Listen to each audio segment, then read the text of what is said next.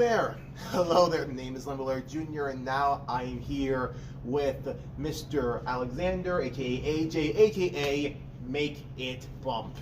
And this is a guy who I've been waiting to speak to for a little bit while. We met once in Electric Zoo, but I have the chance finally really sit down and speak with him and just tell him how much of an incredible journey he's been going on so far. A rising journey. Even it's pretty much been I believe 7 years in the making. That's when you start making your mashups, making your bootlegs. And let me tell you this, even though it's just mashups and bootlegs and just a few virtual sets here and there, this guy here shows that he's able to mash, mix, and do such incredible work with the turntables. I mean, right now he's going to be performing in the lineup with Schlump and Blunts and Blondes, and that's saying something. After the career that Blunts and Blondes had, that Schlump has had so far, in Con, Blunts and Blondes has a album coming out. Now his song number Zed's dead, so the resume for them is pretty high. So for them to bring someone as incredible as him on there, it's saying something. Not to mention another artist too, Yellow Claw, which was another incredible night as well. So I had to ask this first. How did the name Make It Bump come to be? So in regards to my name, I actually didn't even coin it. I wasn't the person who made the name. Make It Bump started when I was in high school, and in my junior year, I had talked to another DJ that was at my high school. He was a grade lower than me, but I listened to his stuff on SoundCloud, he listened to my stuff, we started talking over SoundCloud. We eventually became a duo, and he's actually the one that made up the name. He's the one who made the name, and you guys didn't stay together for that long, yeah, right? He's no longer in the picture. Once I got into college, and once he started doing his own thing for college too, he kind of just fizzled out. But yeah, I didn't even coin the name. That's amazing. And now, are you taking the name Make It Bump and making it work, in his name for you? Yeah. Is this kind of for him, since he's only made the name, but it's you who's kind of carrying the name with you to make it your own and to make it shine? Yeah, for sure, exactly. And that is amazing. I wish I could ask him how did that come to be for him, but hey, maybe you'll never know. But at least it's a really cool name. And when did you graduate high school with the name? So I graduated in 2015, so that was about 7 years ago. 7 years ago. Yeah, so I would say 8 years ago the name was made. And that was 2015. Was that the same year when you started to make mashups for Make It Bump? I definitely experimented with original music back then for sure, and I honestly at the time was one of those people that thought, oh, you should do all your mixes and mashups live on a controller. But then I realized there's a lot more, not necessarily that you can do, but there's a lot more margin for error when you're doing things live. So when I realized that, that's when I started doing things in my DAW instead. I see. So that's why. So it's you don't want. So because are you scared to make mistakes when you're playing live? Is that why you take comfort in just making it on your own in your own room and creating your mashups in that regard, right? Yeah, I wouldn't necessarily say mistakes. So a lot of my mashups, it's a vocal and an instrumental put together, right? And it's easier to fine tune the volume and all those little specific things you want to tune in both of the tracks when you're in a DAW, as opposed to doing it all live. It's definitely possible, but it's significantly more difficult. And when I'm DJing live, one thing I want to focus on is the song selection and making sure that everyone's vibing, it's a really good night. And the last thing I want to do is set up a mashup that takes all 4 mixer tracks and then I mess up or the crowd doesn't even like it, I see. So I like to think ahead and I like to be really prepared when it comes to my DJing sets, and that's definitely the reason why that I do that. Understood. So is that the reason? So let's say, is that why let's say for some of your, you can't say for some your mashups. Is that why let's say if you had a few mashups already, you already made them, you would just play those out and it would still be your work, but it would just be there if you think okay, I want to play this mashup, I'm playing in this type, it's gonna be this type of feeling, so let's bring this type of vibe in. Yeah, exactly. So I wouldn't necessarily say it's my work. I'd say it's my mixing. Well, mixing is still like your work. Like, Yeah. you still like add like stuff like no, you're listening to make it bump. People know this is your mixing, even though it's obviously your songs. Yeah. But the mixing is all your credits. Yeah.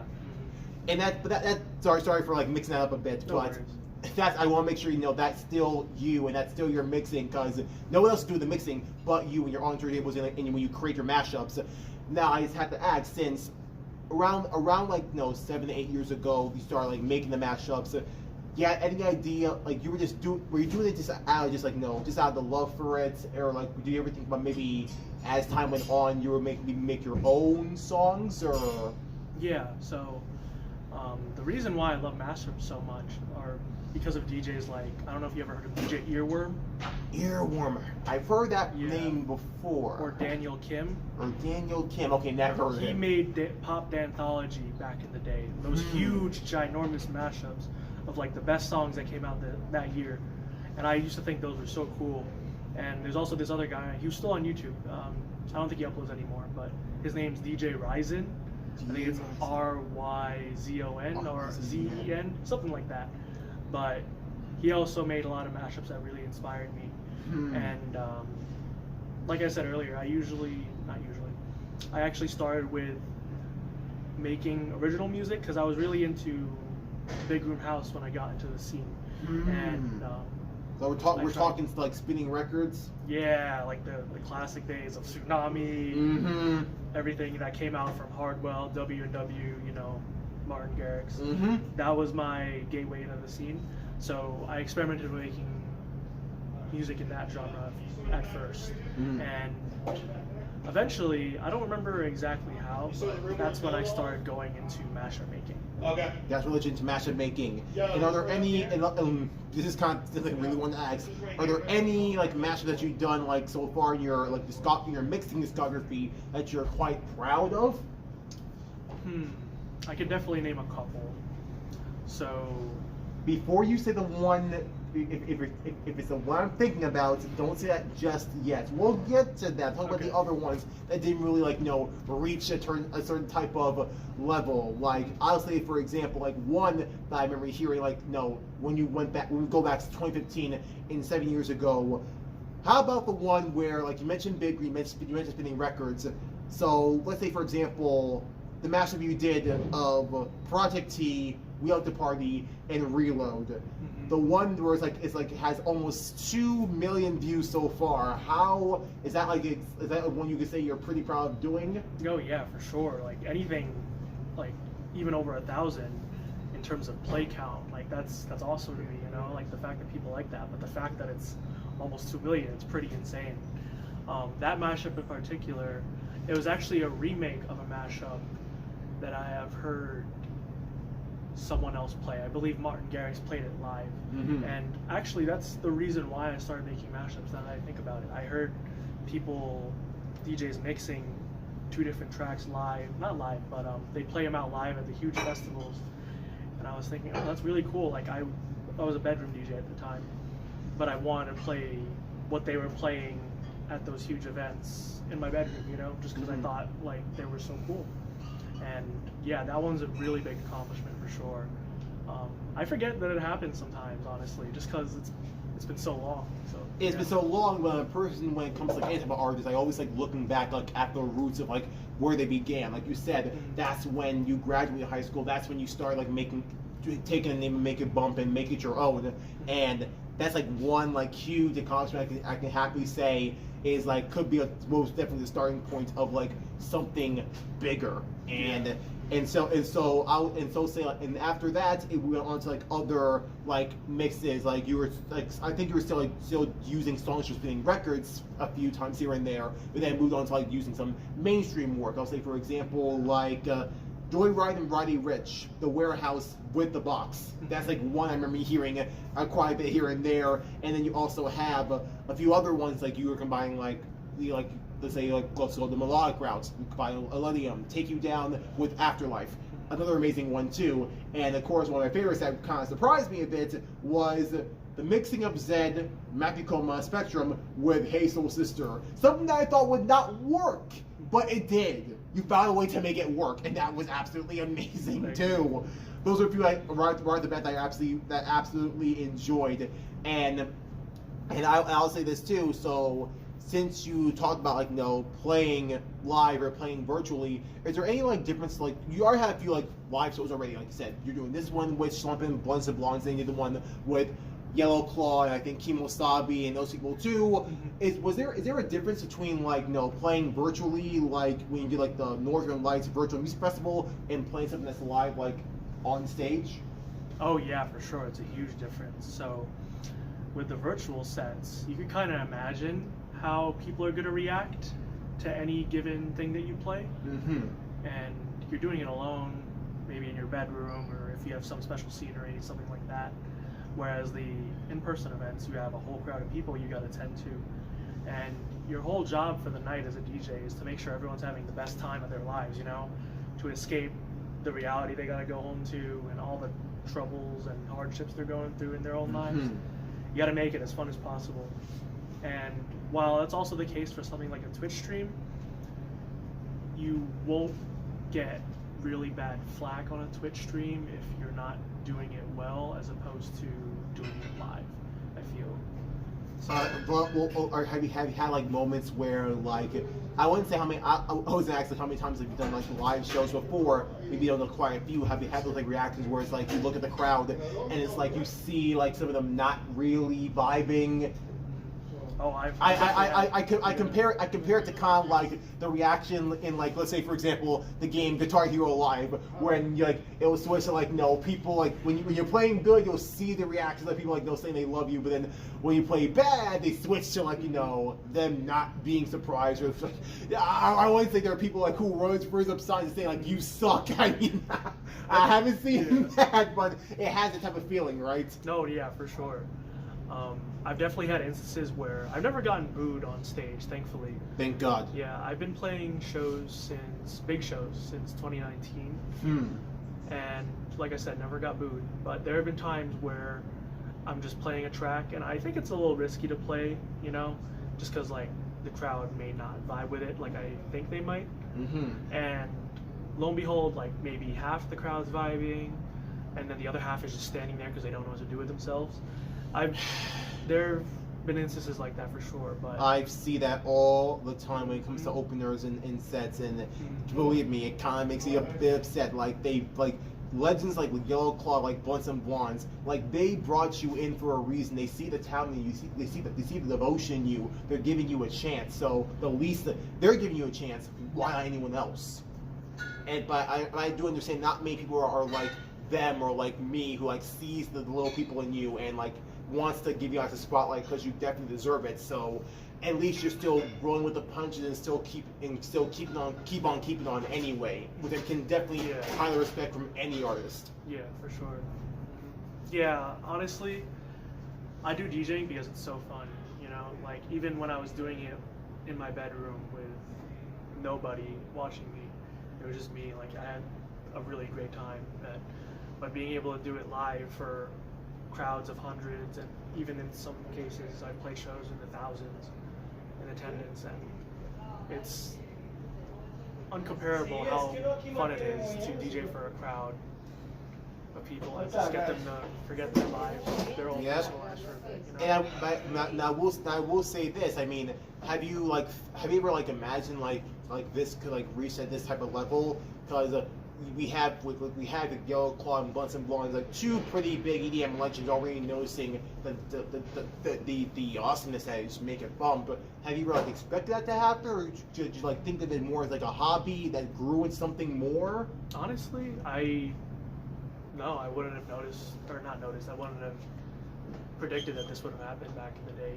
Just because like every bedroom DJ's dream is to start playing real shows and maybe eventually tour and release records and stuff, but I didn't think back then when I was little old AJ in high school, just DJing in my bedroom, that eventually I'd be playing for really big crowds for notable artists, and it's really cool.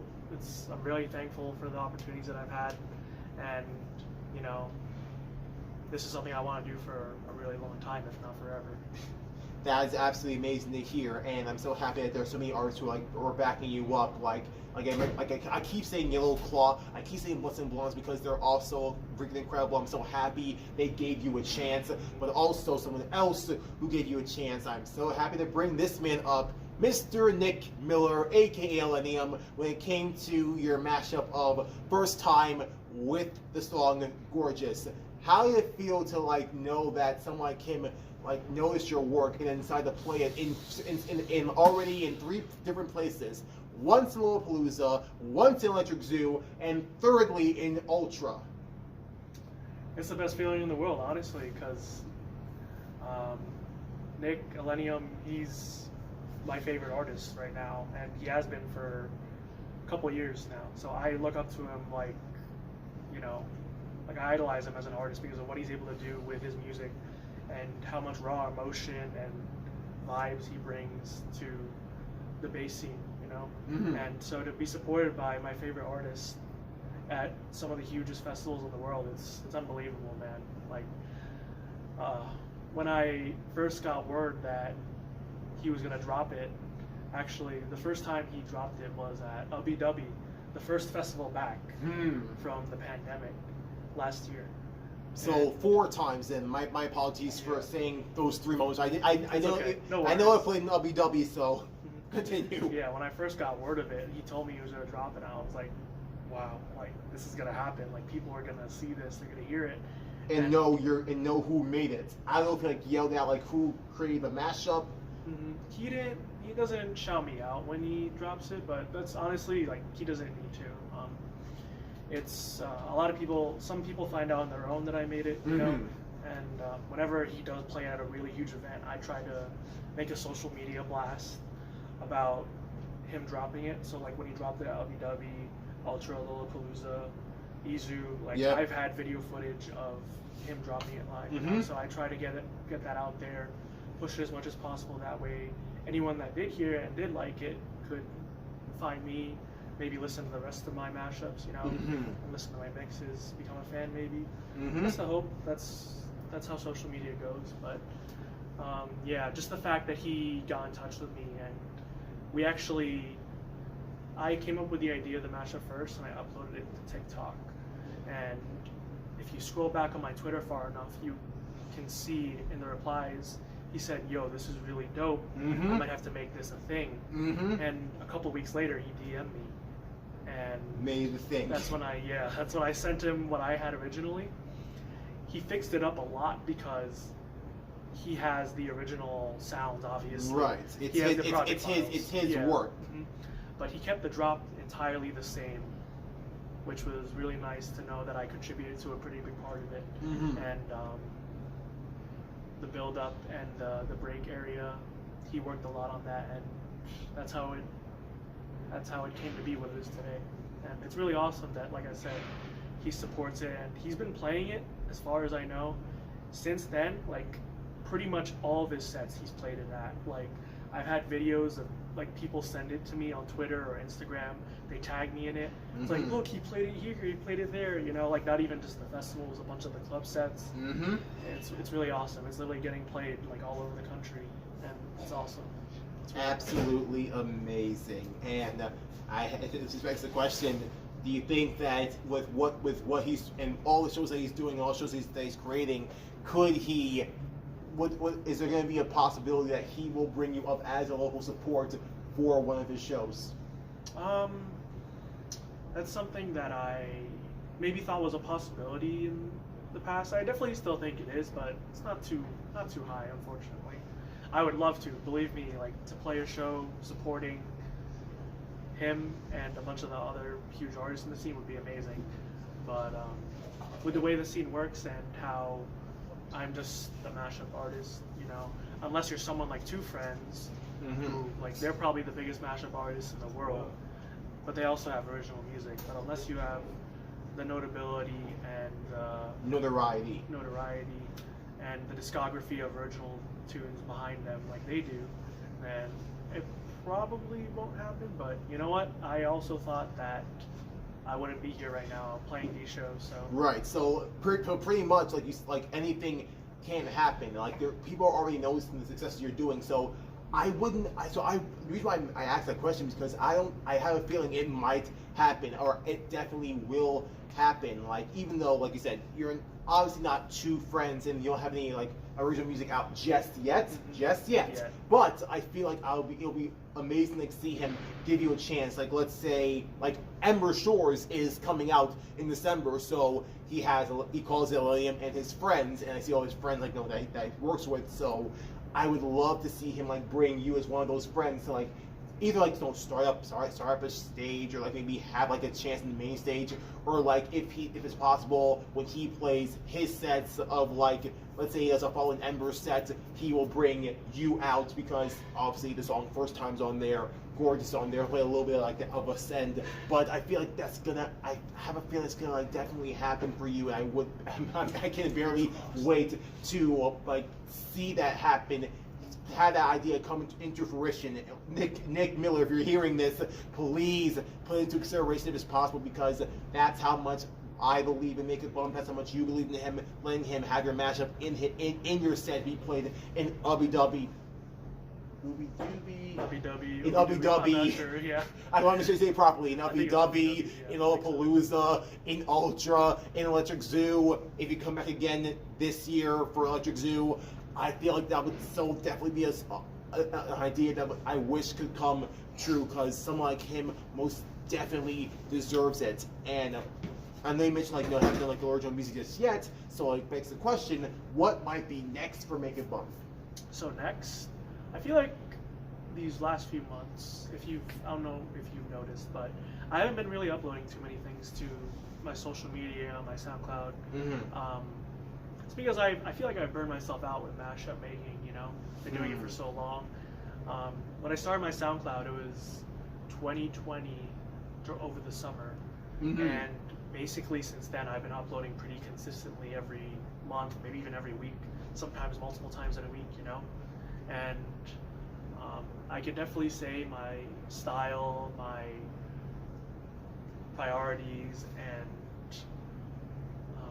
just me in general, like I've changed a bit, it's been a while. It's almost been 2 years, and I feel like I've been burned out, like I said. So with that, the next thing for sure is to start making original things. So original music, remixes of tracks that I like, things along those lines. That's definitely the next step. First off, has there been any songs that you're thinking I could definitely put my own little twist on it? As of right now, I always get thoughts in my head. I have a house background, as you know. Like I came from big room house. I still love house music. Don't get me wrong. Bass music has my heart right now, though. But most of my production knowledge for original music is in house music, just because I spent a lot of time trying to make stuff in that genre, Okay. So, in particular, I just always think of like a dubstep track that can get a bass house spin on it, or even like a tech house spin on it. But I haven't really tried, but I keep thinking about it in my head, But I don't know if you know Cheyenne Giles or Noctu. Now I know who Noctu is. I had a Yes. chance to meet him and see him live with ISO in the Night Realm tour. It was absolutely amazing. Yeah, he's really good. But the bass house that they make, incredible. And they make a lot of edits where they'll take a classic track, something like Titanium, and they'll put like a bass house spin on it, and it's like huge, it's incredible, and it gets the whole house, the whole crowd hype, I think a perfect example of that I remember hearing in live was, I think that ISO had his own twist on a certain, like, I wouldn't say it was bass house, but it was like a trap song that was called Connected by Night Punk, and it was I know that song like front to back because I love freaking Night Punk, but I was listening to it, I was like, oh my gosh, this is different. This is a different like key. This is a different change. He definitely like made his own little twist on it. So similar to what he did, and even I would say if you haven't, you know who Jewels is, right? Of course. Well, he made his own little 2021 remixes of like certain popular songs, like with Stay, with Call Me by Your Name by Montero, aka Lil Nas X. He has a little twist on that too, and even the Model with Tiesto and Eva Max. I feel like if that's like, I feel like that's what comes to my mind when I think of like people putting their own twist on certain popular songs or like remixing them. If that's like what you're inspired by, then I would definitely like really try out, like, you know, find a few dubstep songs that you're really into and put your own twist on it. Don't be afraid of like, no, like make it the best you possibly can, but don't be afraid to like at least try it out or like put it out. Maybe ask people what do they think. Like what's there on TikTok? Like, no, I made this little mashup here. What people think? I made this here. What do you think? And like ask some people if their opinions too. But remember this: this is your mixing. This is your mashup. This is your work. Only you can be like, you are your number one fan, you're your number one cheerleader, but you're also your biggest critic as well. So I would say make sure you don't beat yourself up too much, don't be burned out, or like maybe try and find a way to like keep up the stamina when it comes to creating your work. But dude, know that you have a talent, know that you have a gift, and know that it's something that cannot be died down or can't be just like fade away, because what you're doing, what you're creating, what you've been creating for the past few years and putting up on your YouTube channel, hopefully you can put some of those up on your SoundCloud. It's absolutely incredible. And I hope that you can like be inspired to like keep on making more, and know you have people like me and some of the other people who are tagging you, letting you know your work's being played in these type of places. Let all that attention, let all that like fame be the fuel to keep you going, because if I can do this, I can do so much more. Yeah. This is just, I keep saying to myself, this is definitely the beginning for you. Like the high school person you were before, he's evolved, and look at where he is now. Yeah. And how'd you get to this point? By letting those mashups be out there, letting your work be putting out there, and not letting anyone, don't care about anyone what they think of you and what they say of you. No, this is your work and you're proud of it, and look how far it got you so far. And I keep saying it over and over again, the best for Make It Bump is yet to come. And I cannot be any more proud of you. I cannot be any more happy for you what you're doing. I know you're definitely going to kill it out there in LA. You're going to kill it right now with Bloods and Blondes and Slump. They are seeing the power in you. They're seeing the talent in you.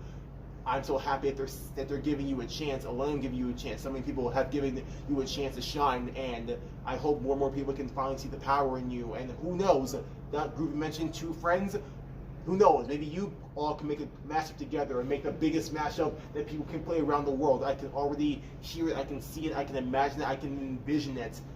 The sky's the limit for you, Make It Bump. I'm so proud to have met you, heard your work, and have this talk with you. I'm so honored and blessed to be a fan of your work, and know that you have someone like me rooting for you and your career and your journey. Again, like I said before, it's been 7 years, about 8 years, but again, this is just the beginning. The best yet to come for Make It Bump. Thank you so much for your time. I truly appreciate you. Thank you. And please do not give up. You have a gift. Make sure you use it. Make sure you really like make it shine. Really make sure you sharpen it, because what you have is amazing, and it's only going to get bigger and stronger. But it's only going to happen if you put the work in for it. You did it before, and you can definitely do it again. I have hope in you. I have faith in you. I can see the power in you. I can see the talent in you. I cannot exemplify that enough. I know I'm repeating the same things over and over again, but that's how much I care. That's how much I invest in people like you, because you are that incredible. Thank you so much for your time. Thank you. I hope that you keep on going, and thank you so much for watching too. This is the guy who's definitely going to be shining. Even though this is his last show in NYC, hopefully anyone who lives in LA, I know a lot of artists and a lot of stars live in LA, remember this name, remember Make It Bump, and please, if you can, make some more merch. I mean, I got the sticker, sadly it's faded away, I don't know if you can see it, but we need more Make It Bump, because the best yet to come for someone incredible is you. This is Leveler Jr. signing out. Peace.